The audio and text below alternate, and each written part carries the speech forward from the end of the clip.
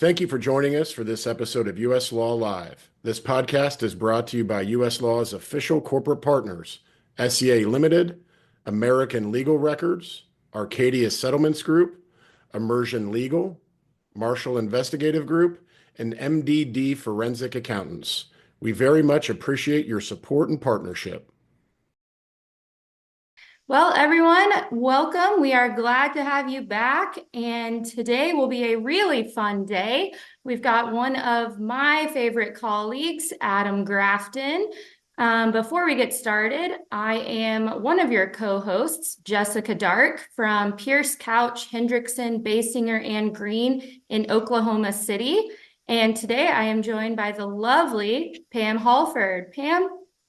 I've never realized how long of a firm name that is. My goodness, what a mouthful.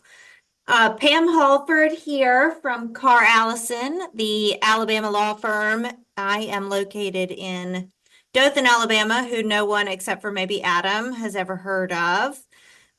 Our lovely guest is a neighbor of mine in that he is in Georgia. Jessica, who do we have with us today? Today we have Mr. Adam Grafton. He is a partner at Bovis Kyle, Birch, and Medlin in Atlanta, not Hotlanta, because I'm sure that's been overdone and overplayed. But hey, Adam, how are you? I'm good. How are y'all doing? Thanks for having me on. Yeah, and Pam, I am absolutely aware of Dothan, Alabama. It's the last stop on the way to the beach. It's where you get your gas, every fast food restaurant.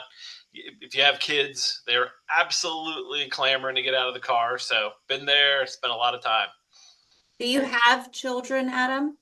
I do. I have a 16-year-old son, a almost 13-year-old daughter, 12-year-old daughter, and a 9-year-old daughter. So, oh my God, that's more intimidating than Jessica's firm name. Yeah, right. I'm telling you, and having our house, we laugh. My son's 16. He lives in the basement. It's a safe space. He just hides down there.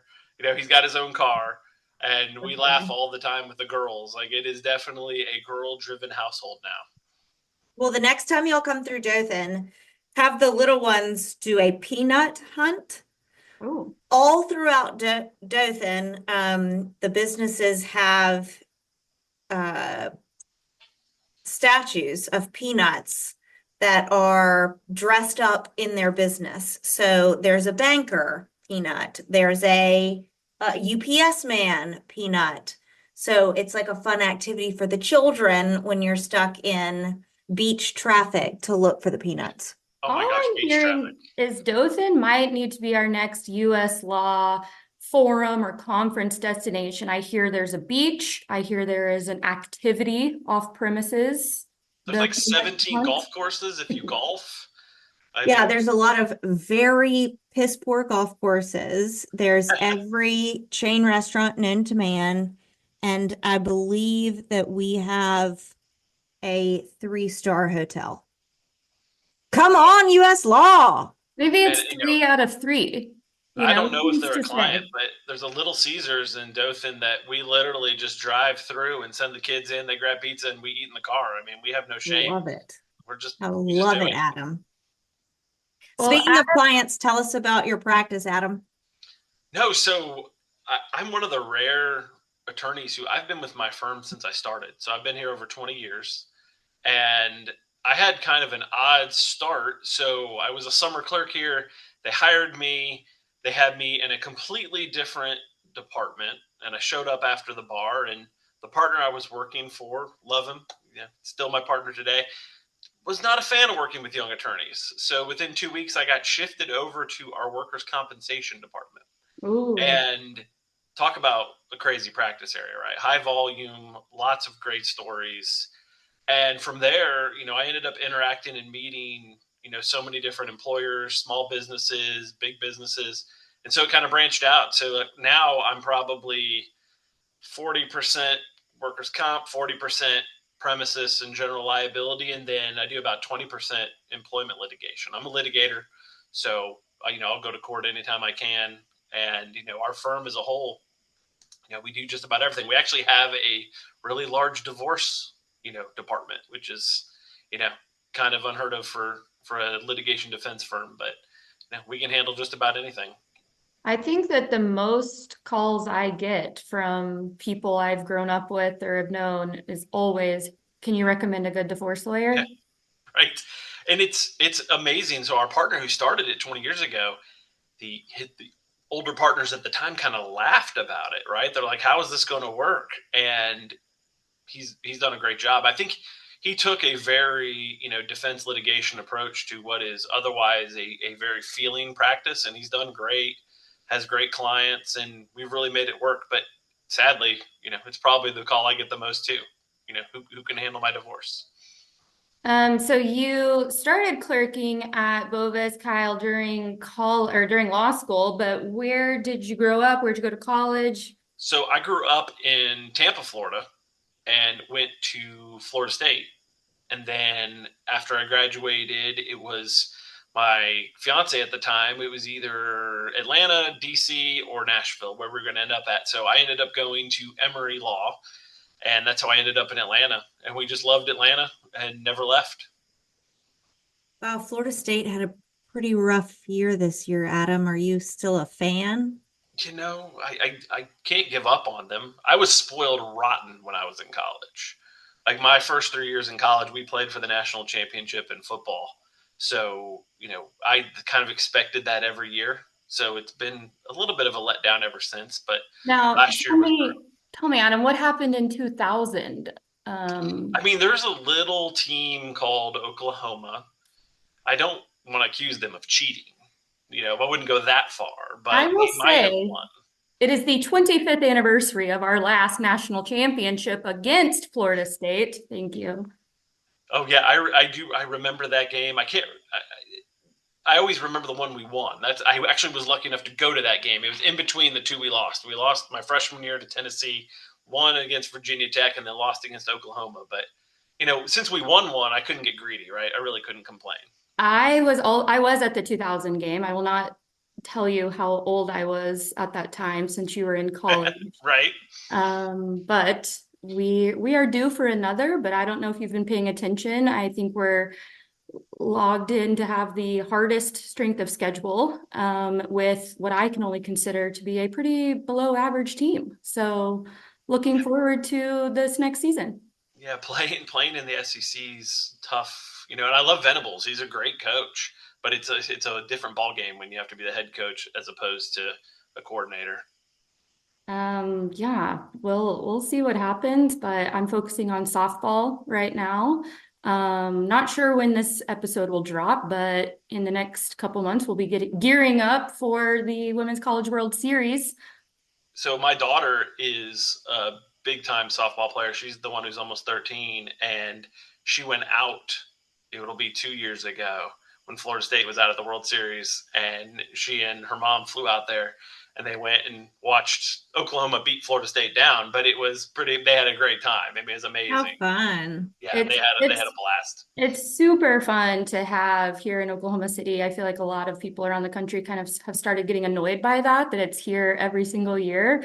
But it is so much fun, and it's really great for our city because, we don't really have too much other claims to fame. So it's nice to attract a lot of people from all over the country to experience Oklahoma in the late spring, early summer before it's a million degrees. Yeah, and it's just a good sport, and it's a fast-growing sport. It's entertaining. Even my son, who plays baseball, has to begrudgingly admit it's exciting to watch. Moves a lot faster than baseball. I was going to ask if your kids play sports other than your softball player. So my son loves and plays baseball, and he's actually been real lucky enough to, on his high school team, he's played JV this year, and he's now playing with varsity for the rest of the season. So if he could do that the rest of his life, he would. Unfortunately, he got his father's, athletic ability, so he will not be playing beyond high school. I think he's accepted that. And then my daughter is softball, and then the 12-year-old, she's into cheerleading. And then our youngest she's wild and crazy and has not settled on one thing. So it could be art, it could be music. She told me she wanted to play baseball last week. So, hey, more kids should be like that. Yeah, I agree 100%. This brings me to a good question that I have pretty much for all of our guests, but Pam and I both have small children. They're younger. They're 6 and 5 and 7. So as a dad of what I'd say older kids, I mean teens, and a busy litigator, how do you do it all, Adam? And is this the first time you as a man have been asked this question? First off, I'm telling you right now, the deck is stacked against you moms. Yeah, I always joke around. It's a lot harder. You have a lot more to juggle. So, with the Yeah. kids being older, That's right, Adam. Say it a little louder for the people in the back. the deck is stacked against. I firmly believe that. And, for me, with the kids being older, it has gotten a lot easier. My son driving is a game changer. But even before that, just when they were old enough to stay home alone, right? And so even, during COVID, when crazy, things are going on, schools are closed, it was so helpful because, I still had to work. They were old enough to take, care of themselves, the basic needs. So it does get easier. And then, we've got a great team. Like we're really lucky. So we have a blended family actually. So I'm remarried and my ex-wife and her husband, and my wife, we all kind of jump in and kind of get things done. It just takes teamwork, right? And so it's a lot, but all I can say is time. It goes too fast, but it does get a little bit easier. And is that something that you, I don't know, carry with you or think about during your day as a partner at your firm for kind of the other lawyers or associates that may have busy family lives as well?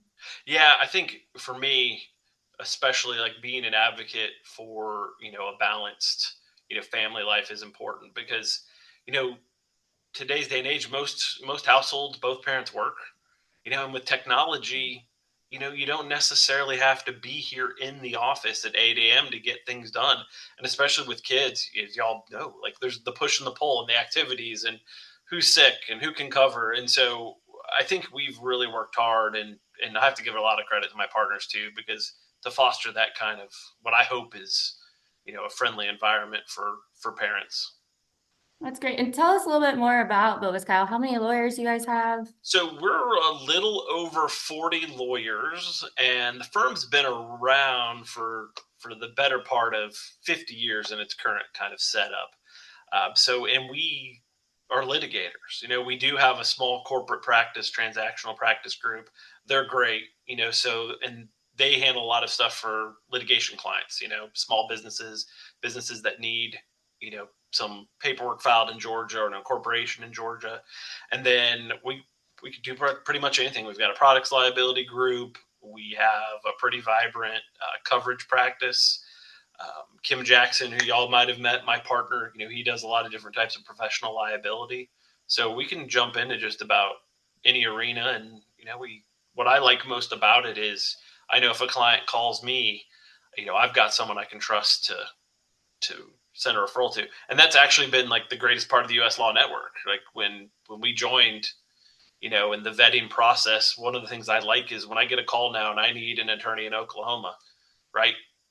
Now I know somebody, and I know someone, and I know that the organization has vetted them, and we've referred cases out all over the place. And I wouldn't have ever had probably an opportunity to meet you, Jessica, in Oklahoma, and Pam over in Alabama. We're a little bit closer, but we probably wouldn't have ran into each other unless it was at a gas station in Dothan. And it's great to be able to do that and know people in the professional network that you can trust. Yeah, and Pam, for your information, Adam and we helped facilitate a session at the recent General Counsel Forum that we were on the labor and employment track, along with Loretta Bernard at Retzel Andrus. And our topic was mental health in the workplace and kind of what everyone's been seeing and where we think charges of discrimination and employment litigation may go. I thought that went really well, Adam. We had a lot of great participation. Did you take anything big away from it that you'd want our audience to know? I thought the feedback was pretty good. I think from the whole event, what I took from it is with right now, just, the various changes in laws and guidelines and regulations, I mean, everyone just really needs to pay attention because there's a lot of information coming at us, and we just kind of have to evolve with it. I think that that's a biggest challenge. I think for most of my clients, they just want to be able to have expectations, right, and some kind of level of certainty. And when it comes to a lot of different areas which are constantly changing, right? I mean, it happens over time. It just feels like right now there's a lot, and they want answers. They want to know, where are we going to be tomorrow? What regulations are going to apply to us? How do we handle, especially in the employment sector, how do we handle terminations? How do we handle hirings, firings? I've had a lot of clients call me and they say, do you think we can, jump in and hire some of these, federal layoffs? And, I just feel like with us, it's day to day, and we just try to stay on top of it and, communicate as best we can. Y'all had some pretty big news recently over in Georgia with tort reform, right, Adam? We did, so it passed the legislature. It's going to be interesting. They modeled a lot of it after what Florida had done. And, the big topic du jour in Georgia has been, we call them the nuclear verdicts. And historically, Georgia was a great state to try cases in as a defense attorney, right? So if you were a company, some kind of corporation, you wanted to have your cases here in Georgia. And man, has it flipped. And it doesn't include every case and not every venue, but we've seen such a drastic turn in the large verdicts that I think that's really what was the driving force behind, tort reform here in the state. And, like anything else, it'll roll out and there'll be some kinks, but, I think over time we'll settle and kind of see how it affects the legal marketplace. Now, you said something that I'm going to have to pounce on. Do you believe that there is a good jurisdiction left in Georgia? There are good jurisdictions left in Georgia. There are.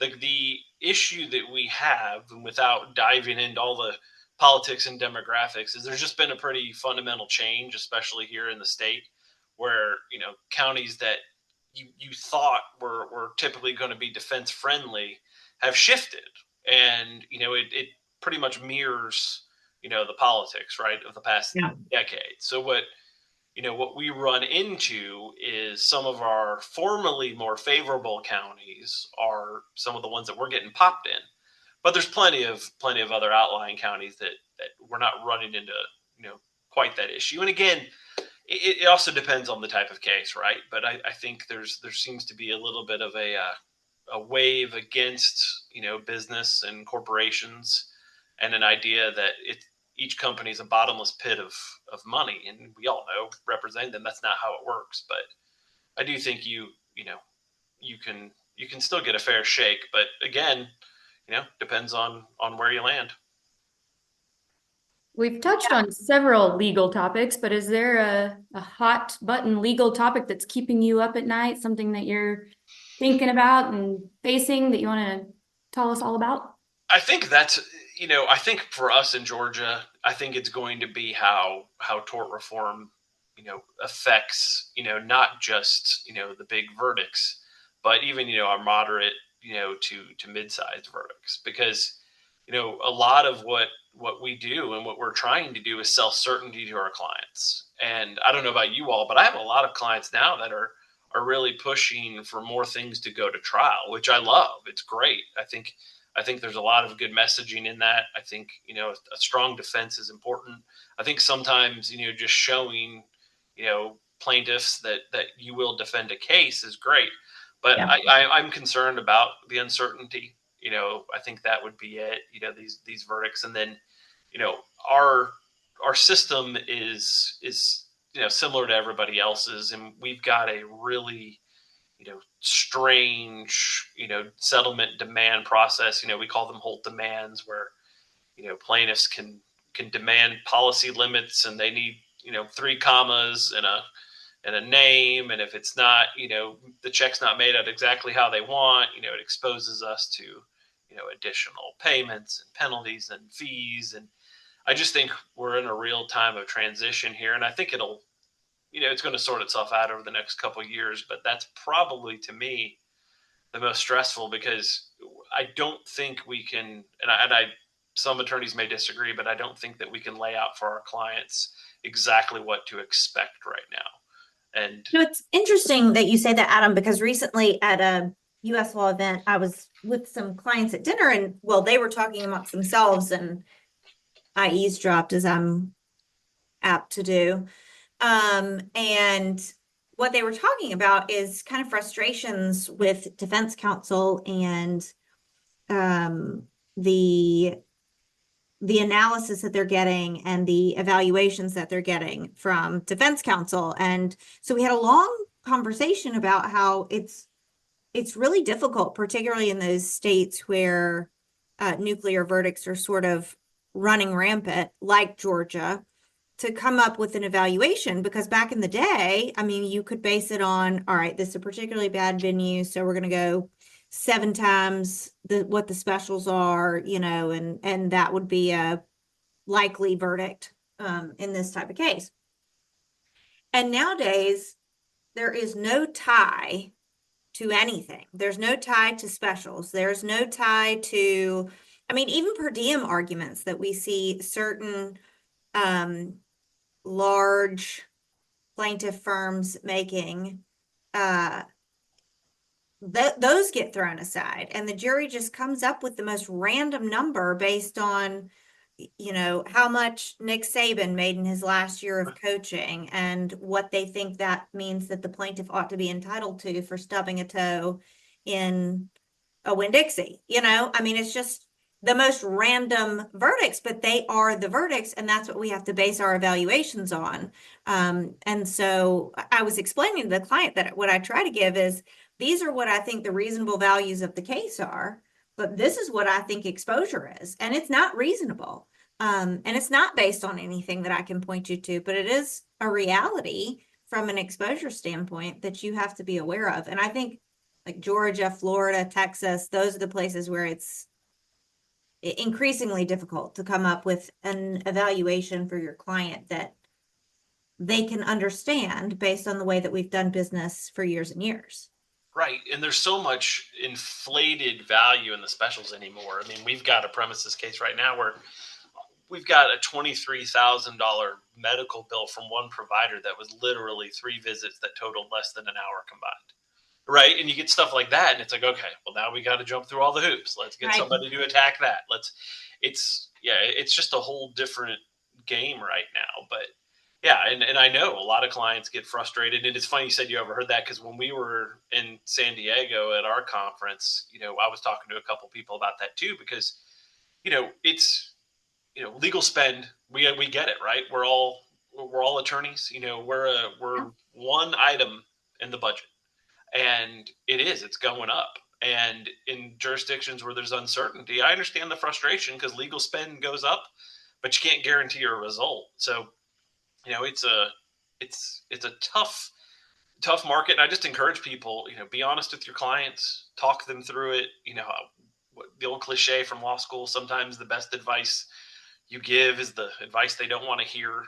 But, we're experiencing it, here in Georgia a good bit. Well, I think another thing that we can do that, and I tend to preach this a lot, that's an underutilized skill that we have, or tool, I suppose, rather, from the defense bar, is mock trials. I mean, these lawyers that we're facing on the other side are mock trying the cases before they ever even filed them. And oftentimes they're mock trying them multiples of times. And we can't get approval to mock try a case when, you're looking at 8-figure exposure.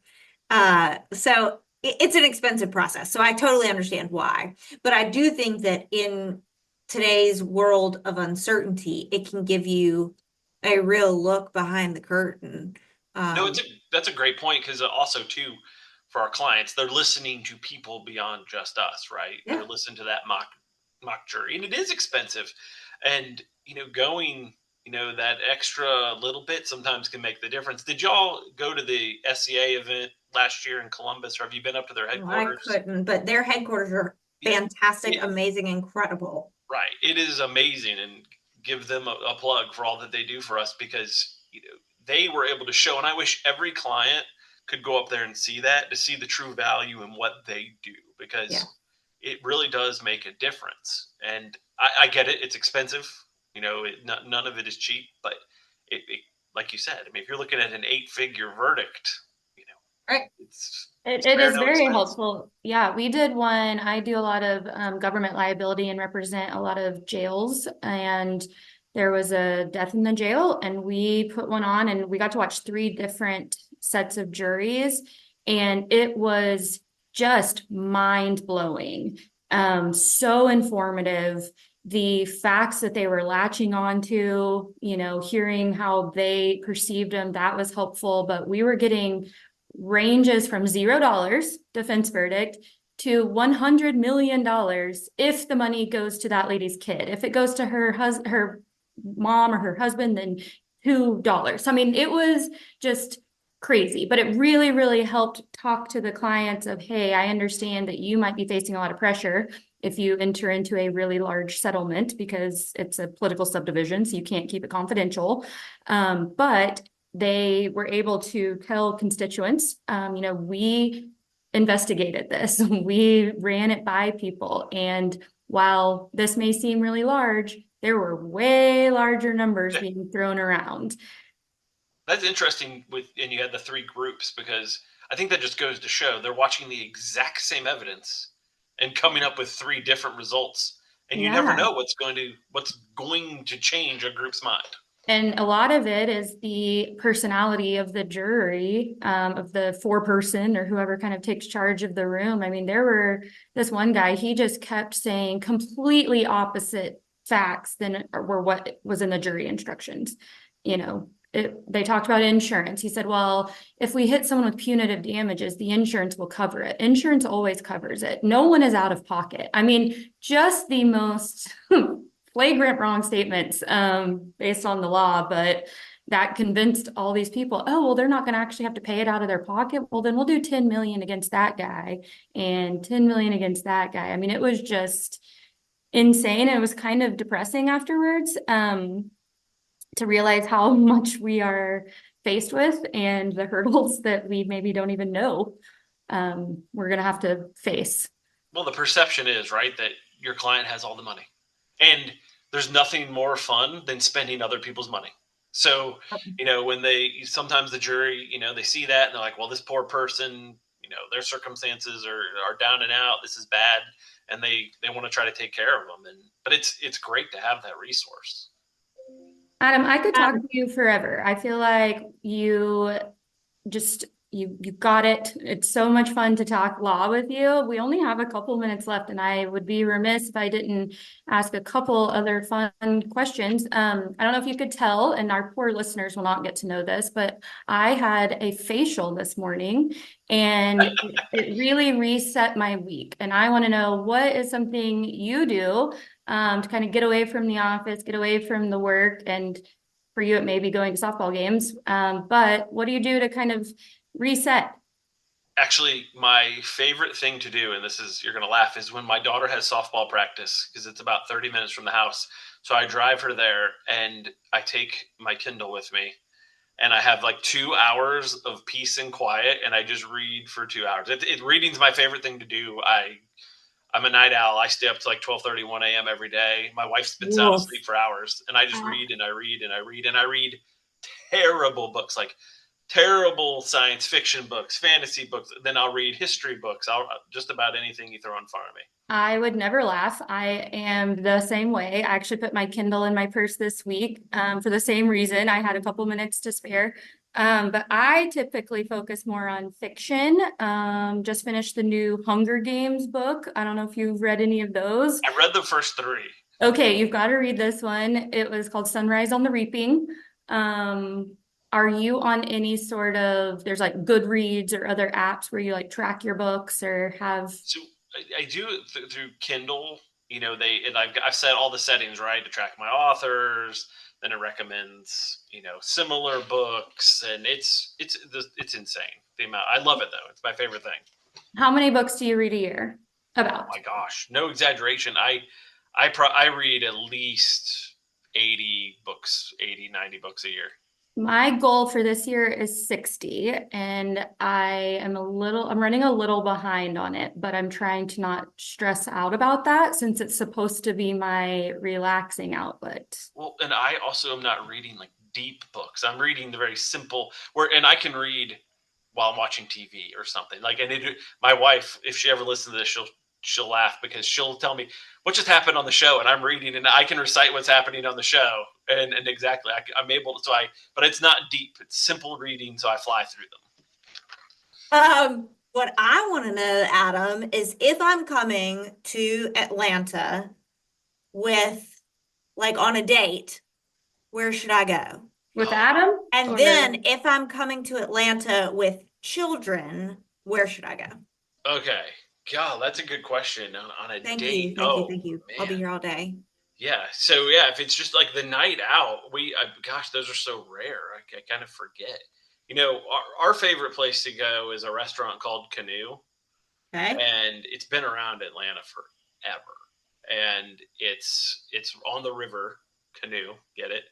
And you know, it's just kind of it's unique. It's unique. It's kind of eclectic dining. It's great ambiance. That's a great date night. There's also a place called Atlas, which is in the St. Regis Hotel, which is awesome if you like citing celebrities. Oh, So years ago, we were there on my birthday, and like Jennifer Aniston was there, Jason Bateman. They had just finished that movie Office Christmas Party, so this is how long ago it was. okay, but legit celebrities. Yes, legit celebrities, right? Like my buddy took a picture in the restroom with Jason Bateman, which was creepy, but he did it. But That's kind of creepy. So randomly, but Jennifer Aniston, I actually felt bad for her because obviously she's had all this success. She's so famous, but she had to have bodyguards just walking through a restaurant. Oh my gosh. Because she's so famous. But yeah, it's a great restaurant. You can go see people. They've got great drinks, and it's kind of a high society. With kids, oh man, I mean, my kids are hooligans, so we can't really trust them anywhere nice. So we like to go over to the Battery, which is where the Braves Stadium is. They've got all the outdoor area, a lot of good restaurants. I mean, if the Braves are in town, that's fantastic. Yeah, I mean, that's, I guess. Are the Braves, is that your Atlanta pro team? So I do not like the Braves, so I grew up in Tampa, but I was born in Illinois, and my dad forced us as children to root for the St. Louis Cardinals. Mm-hmm. If we didn't root for the Cardinals, we didn't get to eat. And so he brainwashed us. So I'm a Cardinals fan. Now, my kid's mom and I, we joked before we had kids. We agreed the kids would be Braves fans for baseball and Chicago Bears fans for football, because that's me.